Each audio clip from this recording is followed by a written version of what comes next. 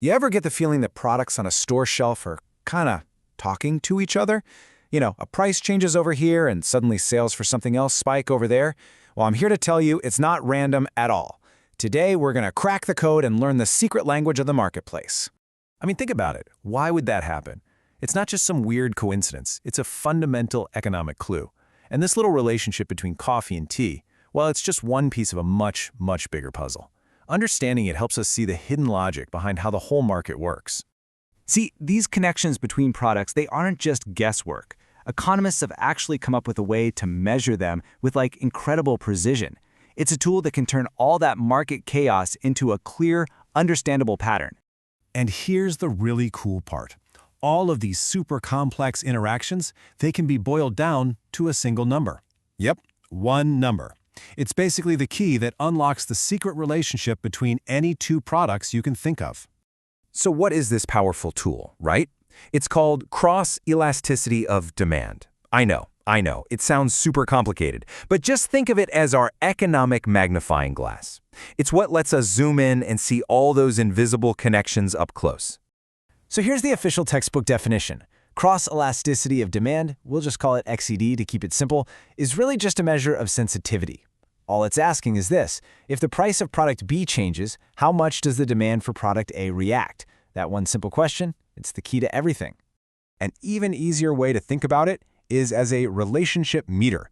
You just point it at two products, and it spits out a reading that tells you exactly how they're connected. Are they rivals? Are they partners? Or are they just complete strangers who don't even know the other exists? And this is how our meter gets its reading. Now, don't let the formula scare you off, okay? It's literally just simple division. You take the percentage change in demand for the first product, and you divide it by the percentage change in price of the second one. And that number you get, that's our secret code. Okay, so we've got our magnifying glass and we know how to get our secret number. Now for the fun part. It's time to learn what that number actually means. This is where we crack the code. And here is the absolute best part. You do not need to be a math whiz to figure this out. The most important clue is just the sign in front of the number. Is it positive, negative, or is it zero? That's it. That little sign tells you everything you need to know about the relationship. Okay, so if the number is positive, anything greater than zero, it means the products are substitutes. Think Pepsi and Coke. It's obvious, right? If the price of Coke goes up, what are people going to do? The demand for Pepsi goes up because people switch to the cheaper option. A positive number means they are direct competitors. Now, if the number is negative, the products are complements. They're a team. They go together. A classic example is printers and ink cartridges, right? If the price of printers suddenly goes way, way up, fewer people are going to buy them. And if fewer people are buying printers, what happens? Well, the demand for ink cartridges goes down. See? They're linked. And finally, what if the number is zero? Or, super close to it? Well, that just means the goods are unrelated. They're in completely different worlds. I mean, if the price of bread goes up, is that going to affect your decision to buy a new pair of shoes? Nah, of course not. They literally do not care about each other. All right, theory's one thing, but let's put our new detective skills to the test. It's time to open up a couple of real-world case files and see this whole thing in action.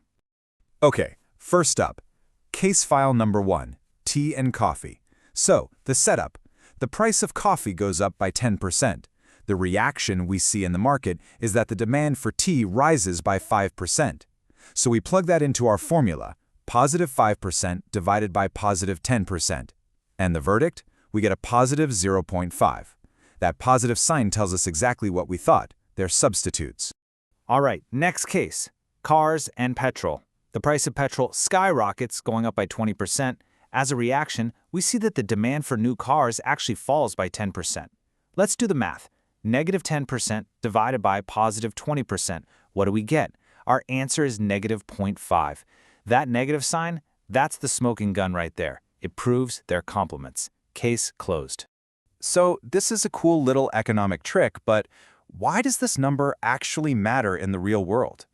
Well, it turns out this secret code is used to make some absolutely huge decisions that, believe it or not, affect all of us. Yeah, this isn't just some theory for a classroom. This code is used every single day. Businesses use it to figure out how to price their products and predict what their competitors will do. Economists use it to figure out if two companies should be allowed to merge or if that would create a monopoly.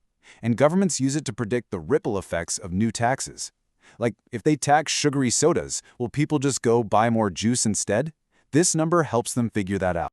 And just like that, you've learned to read the secret language of the marketplace. Pretty cool, right? You've basically just gained a new economic superpower that lets you see the world in a totally different way. So let's recap. Here it is, your final detective's rulebook. Positive means substitutes, they compete. Negative means complements, they go together. Zero means they're unrelated. And remember this last crucial detail. The size of the number, how big it is, really matters. A value of positive 2 shows a really fierce rivalry, whereas a positive 0.1, that's just a minor competitor. The further the number is from 0, the stronger that connection is. So, the next time you're out shopping and you see a big sale sign, just pause for a second and look around. What other products on the shelves might that one sale be affecting? Now that you know the secret code, I promise you, you'll start seeing these hidden connections everywhere. So what do you think you'll spot first?